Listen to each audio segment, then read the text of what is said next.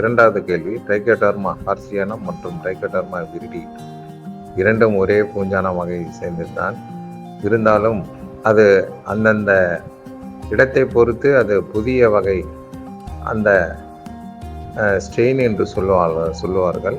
அந்த harzianum viride என்பது அந்த ட்ரைகோடர்மா ஒரே பூஞ்சானம். இந்த பூஞ்சானம்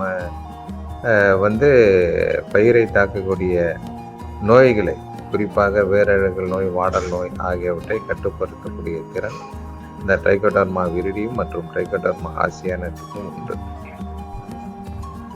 இரண்டும் நோய்களை கட்டுப்படுத்தக்கூடிய காரணிகள் தான். ஒரே பூஞ்சானம் தான். இது பாக்டீரியா இல்லை, பூஞ்சானம். நன்றி.